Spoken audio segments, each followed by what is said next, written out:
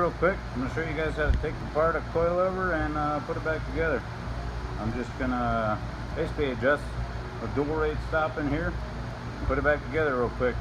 First, you're going to start by undoing the Allen bolt.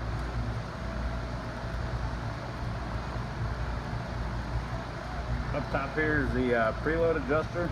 Basically setting the preload on the springs. Also, this tool is very handy to have, but you can use a punch or something else. There are alternative tools to use, but this one is very simple and easy to use.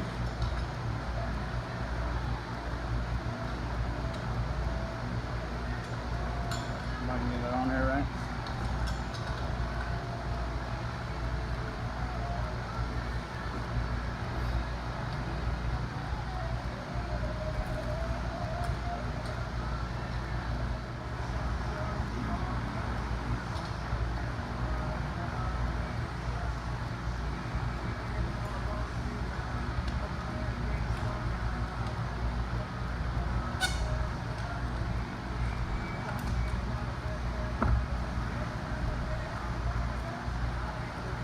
Then you'll get it to a point where you can do it by hand.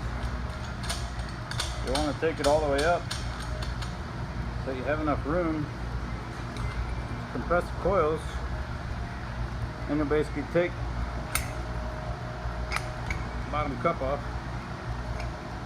And it just sits on the rod. Much easier. You set it upside down and compress the coil. So you'll see that it's got a cutout for the shock shaft. So you push down the coil a little bit, slips right off. And then take the first coil off, put it down so you guys can see. So basically once you take the bottom cup off, it slips right off the shaft. And literally once it's got coil tension on it, it sits right on there, like that.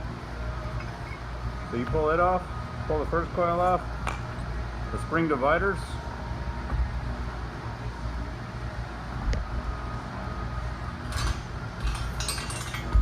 second coil.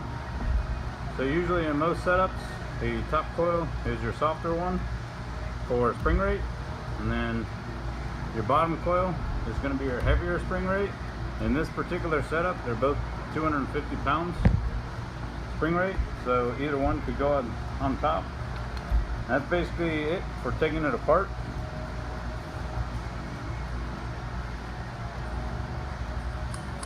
So the only reason I'm taking this apart is to run these down so that they engage the spring divider. So everybody, a lot of guys are running coilovers, and you'll see these run all the way up. These actually, these are a dual rate stop. So you run these down so that they engage this, so that you're no longer using both springs. You're now engaging just your bottom spring. So this slides up, you're using both springs. This slides up, catches these. Now you're just engaging your lower spring. But those that don't set these up properly and run this down to where it engages this, after, depending on your setup and depending on the height of the coilover and where you want it to engage this, I mean, it's 3 to 4 inches of travel before it engages this, up to 6 inches or so. It really depends on your setup and what you're looking for. But I'm going to run these down.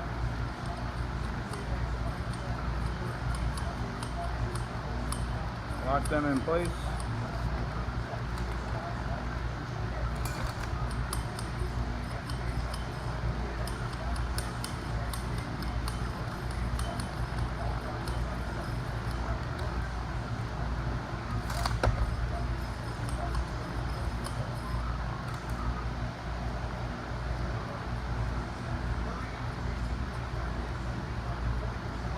So I've already done one, and I know where I want to run these down to.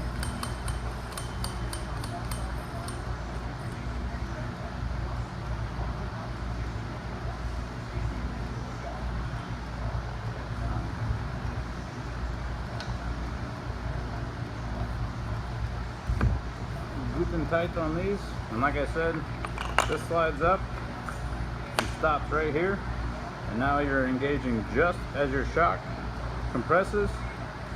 You stop here as you compress the top spring. Now you're just engaging that lower spring. And like I said, when you're putting it back together, if you're running two different spring rates, your softer spring would go on top. So make sure you're aware of that when you're putting them back together. In this particular case, it's not important. Also, some of these Kings have a larger, for the spring divider, they have the larger cup on top. So it goes up. Kind of obvious with the spring, the decal on the side of it. Some of them are the same height, so it doesn't matter.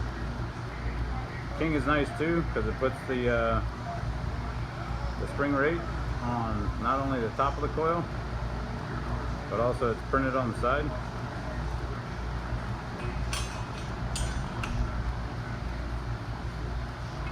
Again, you want to compress the spring a little bit to be able to slip this around the shock body, shock rod. Slip it on there like that. And then it's a lot easier to stand it up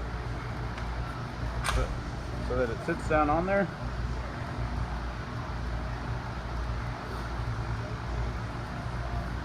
Just like that. And then you basically do the opposite. You'll run this down. You want to tighten this and get a nice preload.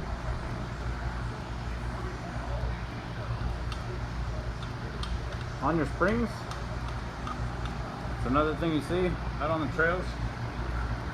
Guys will throw on their coilovers without setting them up or doing anything to them.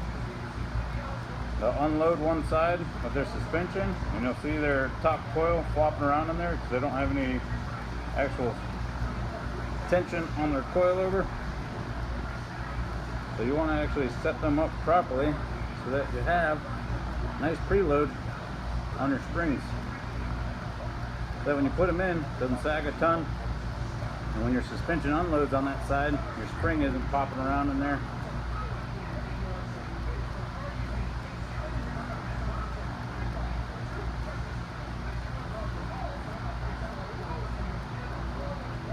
That's pretty much it.